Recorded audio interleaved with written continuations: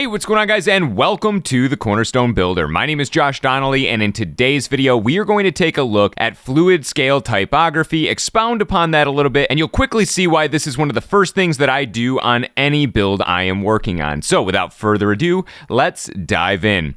So as you can see here, we have some headlines set up, and then we also have some body copy set up, and we have simply dragged and dropped the headline element out, and the only thing that we have done to create this sizing right now is set a size to our text here. So we have 6 M's on this one here, we have 5 M's on this one here, we have 4 M's, and so on and so forth. But as you know, that does not mean that this is necessarily responsive text, because as our screen size begins to shrink, this text begins to go off screen. So then we might go to something like our tablet size here. We'd click on the first headline, we'd scroll down, and where it has a 6, we'd come in here and we might say 4, and that brings it down a little bit. Then we'd want to go into this one here on tablet size, maybe come in and make this one a 3. It might be arbitrary in how we're picking these, and we'd have to go through and do all of that one by one. Now I'm going to undo that here so we can kind of see how this will work in the bigger picture. Now these variable breakpoint settings are phenomenal and incredibly helpful throughout Cornerstone. But to take your text to the next level and not have to worry about any of this in the future as you make changes, the easiest way is to use fluid typography. So let's go ahead and go back to our desktop size here.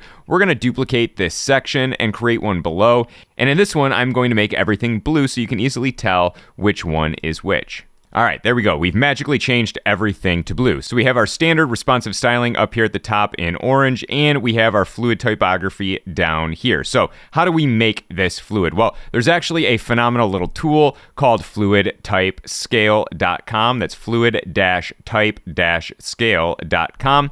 And you can come in here and you can begin creating your calculations. You could set a base font size, so your mobile font size, maybe that's 14, and then your maximum desktop font size, maybe that's 16 or 18. Something like that. And you'll notice as I am typing things here, things are changing over here. Now, whatever you have your base font size set as, you'll want to make sure that matches what you have in Cornerstone. So in Cornerstone, under our root font sizes, under typography here, we have these root font sizes. And you'll notice mine is 18 on extra large, 18 on large, 16 on medium, 16 on small, and 16 on extra small. So what I'm going to do is match that over here. So we have 16 as our small, and we have 18 as our large. Now we can create the steps for our scales, and by default, fluid type scale gives you small, base, medium, large, extra large, extra extra large, and extra extra extra large. But you could come in here and right before small, we could create extra small and add a comma. And as you can see, it automatically added in extra small up top there. We could even create an XX small, and it will add that in and provide the calculation accordingly. It does create a baseline step for us, which by default is the base, but you can change that here as well.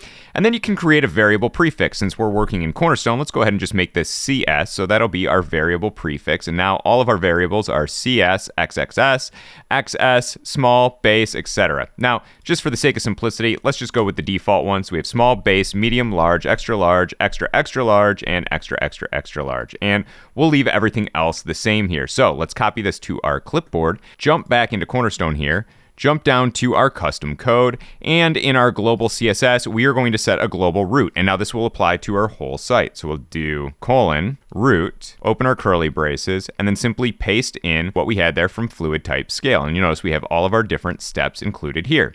Now, we do need to remember our variables. So CSSM, CS base, CSMD, etc. So we do need to remember those things. Now we'll go ahead and save. Let's jump into our headline here.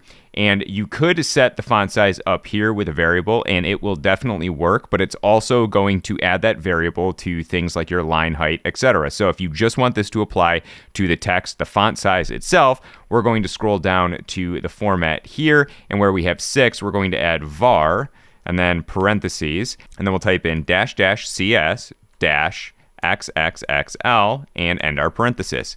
And that creates a headline for us here. Now let's go into this second one, scroll down, we'll type in var parenthesis --CS -XXL end parenthesis. And there we go. Go into this next one here, we'll type in var --CS -XL end parenthesis. And there we go. Let's go into the next one here and type in var dash dash CS dash LG parenthesis. And there we go. And we'll jump in here and we'll type in var dash dash CS dash MD parenthesis. So now we have medium, large, extra, extra large, and extra, extra, extra large. Now let's go into our body copy here. We'll scroll down to the sizing as well. We'll type in var dash dash CS base. So this is our base body copy size right here. And maybe we want our small body copy size as well. So we'll do var dash dash CS dash SM and end our parentheses. And there we have it. Very nice and easy. You could even componentize these if you wanted to. But the great thing is when we get into scaling, let's go down to a small desktop size. That looks great. Tablet size. That looks great. Large mobile. That looks great. Small mobile, that looks great. And just like that, we've created easily fluid and easily repeatable font control. So we don't need to remember the formulas each and every time. They are controlled once right here. And in the future, if you add a headline, so we could grab a headline here and drop this in, and we want this headline to be extra, extra large, we simply type in var CS XXXL, and that is it. And now that headline works flawlessly. As always, I hope you guys find these videos useful, and I will see you guys in the next video. Happy building!